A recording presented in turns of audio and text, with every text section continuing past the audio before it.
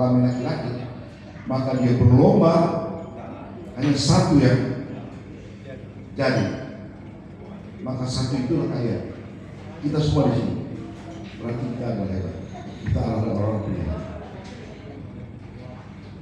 Hanya tinggal bagaimana ketika kita sudah dipilih, mari kita berspekulasi.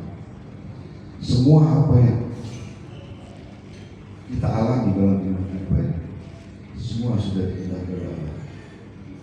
Maka bagaimana saat ini sekarang kita kembali untuk bisa berada di dalam. Mohon maaf kalau saya agak sedikit kultur sedikit ya. Karena ini penting misalnya pada saat ini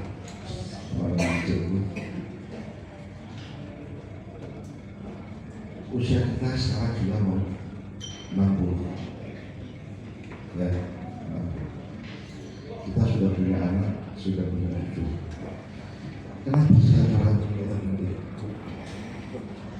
Silaturahmi ini kita akan jaga dan penting karena sebagai ladang pahala. Suatu ketika kita meninggal dulu, maka ada pesan dalam hadis atau dalam Quran bahwa anak kita bisa memberikan. Karena ketika seorang muslim meninggal dunia, maka terputus amalnya cuma 3 hal. 1, doa anak yang soleh. 2, sedekah jariah. 3, ilmu yang bermanfaat. Ada lagi anak yang soleh di samping dia berdoa. Ketika kita sekarang kita main sama teman, tolong catat teman-teman. 1, kita meninggal dunia, maka ada kewajiban anak kita untuk mendatangi sahabat-sahabat orang tua dalam rangka untuk memberikan pahala kepada almarhum. Itu satu masalah. Meskipun secara umum silaturahmi itu adalah merupakan instrumen dan kewajiban Islam untuk memperpanjang ilmu dan meningkatkan rezeki. Ya, tadi Bang Tabang sudah mengungkapkan, dan saya juga benar juga. Mohon nanti ini diberitakan sahabat-sahabat kita ini, dan kita akan membuat satu wadah paguyuban, entah nanti diskusikan mana yang lebih pas nama itu, dan nanti kita akan berusaha untuk apabila ada yang media teman-teman lebih, kita masukkan, kita buat satu kas yang kita masukkan ke dalam kas itu. Apabila ada sahabat-sahabat kita kebetulan ada yang kurang sehat dan sebagainya, mohon ini nanti untuk kita kunjunginya, untuk bagian dari kewajiban bersama. Terus kemudian mungkin juga ada yang berduka dan sebagainya, nanti ada kontribusi ya. Mohon ini Pak Asawi, ini tolong dibuatkan saja, nanti saya berikan kontribusi dengan modal dasar 10 juta untuk kas. Ya.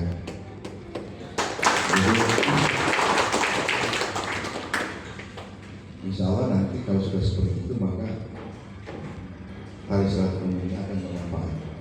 Dari samping itu juga bisa juga nanti kalau selain kita punya kelebihan rezeki ya Pak Adi Tabang, kita bisa adakan di luar daerah dalam rangka kita baksos. Misalkan ada musibah di sana, kita buat paguyuban ini dan memberikan bantuan, memberikan bantuan. Kalau memang ada kas kita memenuhi atau punya rezeki lebih, nanti kita kemas, kita buat bantuan ke musibah mengatasnamakan komunitas. Sehingga apa? Sehingga kumpulan yang kita bangun ini, kerukunan yang nanti akan kita bangun ini menjadi manfaat. Pertama untuk anggotanya, yang kedua adalah untuk masyarakat. Tapi ini ya, ini kita tadi sesuai dengan komitmen jam 3 ya. Nanti diperpanjang aja lah sesuai kebutuhan. Mau sampai jam 5 boleh. Ya.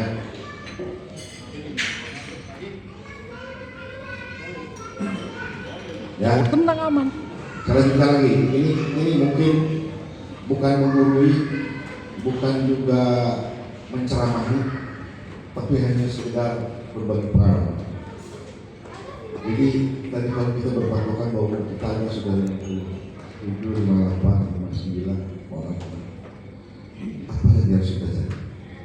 Yang kita cari adalah bekal bagaimana kita nanti berhadapan di akhirat.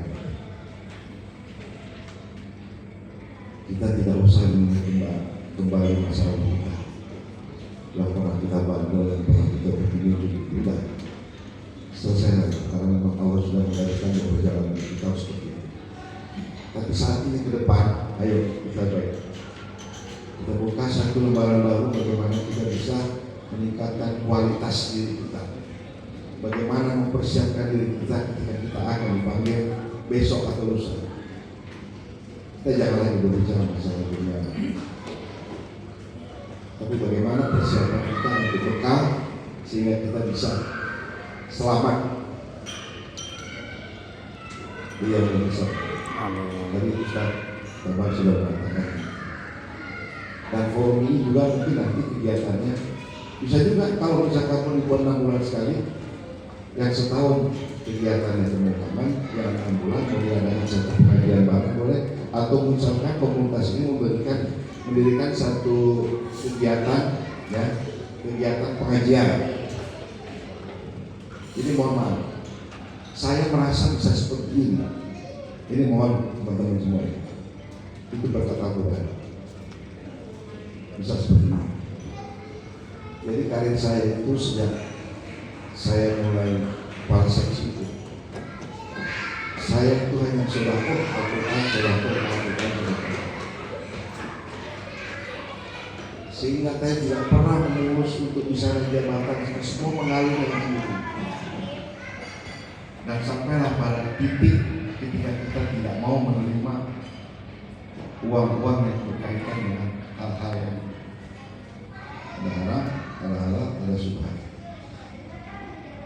Sampai nanti pada titik itu, dan saya sudah 10 tahun, bahkan 15 tahun sudah meninggalkan, tapi tidak berkecil hati. Ternyata saya tutup diri, Allah buka dari kami. Ada teman punya di batubara, saya carikan mitranya, ketemu dia, mereka jalan, saya dapat fee dari sini, fee dari sini.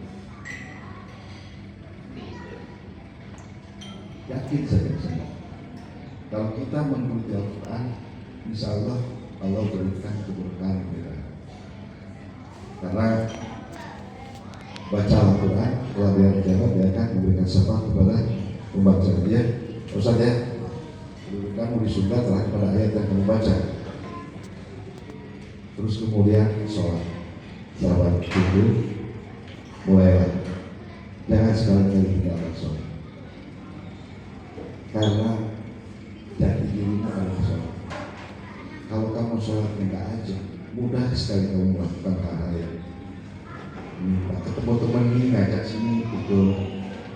Tapi kalau kamu sholat, insya Allah, saya sering mengatakan dengan alam buah saya, kalau untuk meningkatkan profesionalisme itu bisa dengan apa? Dengan diklat, dengan training, dengan in-house training, dengan seminar, dengan literatur, bisa. Tapi ketika kita meningkatkan integritas, tidak mudah seseorang berintegritas dalam dengan apa? Meningkatkan dan melaksanakan syariat agamanya dengan benar. Jadi janganlah ibadah itu hanya sebagai penggugur kewajiban, tapi jadikanlah ibadah itu sebagai kebutuhan. Ini Ramadan, kalau ini tasawuf dan marifat. Jadi saya minta teman-teman semua di sini yang belum ajak sholat, ayo. Ini pesan moral saya. Terserah kita, mudah-mudahan dengan kalian melaksanakan ini, maka keberkahan akan diberikan. Dan mudah-mudahan ini bisa dijadikan model, bisa dijadikan contoh buat anak-anak kita. Jangan kita nyuruh anak kita sholat, anak kita ngaji, tapi kita sendiri tidak sholat. Saya tidak, bukan takabur, bukan dia mungkin orang, tapi jadi karena itu pelajaran dan edukasi. Sekarang kita mau bertanya, berapa persen penduduk Indonesia? Katakan 80%. Dari 80%, berapa persen yang bisa baca Quran? Kemudian berapa persen lagi yang bisa baca Quran dengan benar? Bisa baca Quran, terus berapa persen yang bisa baca Quran dengan benar, dengan tajwid dan lafaz dengan benar? Terus berapa persen yang bisa paham arti Al-Quran dan berapa persen yang mengamalkan isi Al-Quran? Kita mungkin belajar dari level 1 saja. Teman-teman di sini, saya yakin pasti ada yang belum bisa baca Quran. Padahal itu diturunkan sebagai pedoman hidup kita, tapi kita tidak pernah mengikuti. Terlepas dari apapun kelakuan kita di masa lalu ya, oke kita tutup lain. Tapi ke depan insya Allah, kalau Anda membeli Al-Quran, insya Allah akan berkah. Ada aja gitu.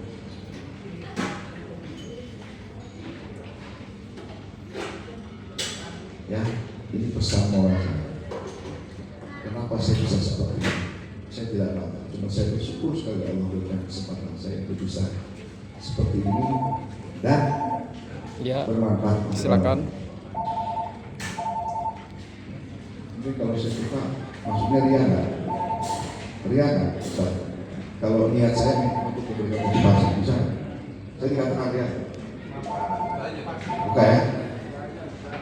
Saya boleh katakan level saya ini jabar di 3 provinsi ini ngajar. Sekarang sudah gubernur, panggilan Pangdam dan Kapolri. Tapi saya hafal 2 juz Al-Quran, juz 30 dan juz 29. Saya hafal dengan tajwid dan makhraj yang benar. Saya saja bisa di tengah kesibukan pekerjaan dan tugas yang begitu kompleks, bagaimana saya harus memanage kantor, anak buah, keuangan, kinerja, dan berkontribusi dengan masyarakat dan komitmen, tapi masih bisa menghafal 1 hari 2 ayat. Sementara, ayo teman-teman, kalian pasti bisa. Tapi untuk bisa seperti itu, maka dibaiki dulu baca Qurannya dengan taksinnya ya saudara. Taksinnya dibereskan dulu, tajwid dan makhrajnya dibereskan. Setelah taksinnya sudah benar, baru mulai ijil. Untuk urusan Al-Quran tidak ada kata susah sepanjang kita lihat. Karena teman-teman saya yang usia 60 tahun bisa hafal 40 juz. Ketika dia pegawai Telkom, dia keluar, dia umur 54 tahun, ada 3 orang di Kumham dan sebagainya, dia keluar, kemudian dia menghafal Al-Quran dalam waktu 3 tahun, 4 tahun, hafal 30 juz. Umurnya hampir 60 tahun. Hanya 3 kita amalnya. Ya, saya kecil memang nggak bisa ngaji tanya aja itu malah Anton ngaji saya paling bandel saya, tapi semua ini pun juga tidak bisa ya tidak begitu saja, ada hidayah yang terjadi pada diri saya sehingga saya bicara seperti itu. Jadi saya mohon maaf sekali lagi, saya tidak lihat, tapi saya mencoba memberikan motivasi, memberikan semangat. Kenapa saya bisa, kalau tidak bisa? Walau boleh katakan ya, ada kalau santri itu hafal 30 juz wajar, karena profesinya adalah memang menghafal. Nah kalau Kajati hafal juz 30 itu sudah alhamdulillah. Jadi 37 surat dari anak sampai anak ya.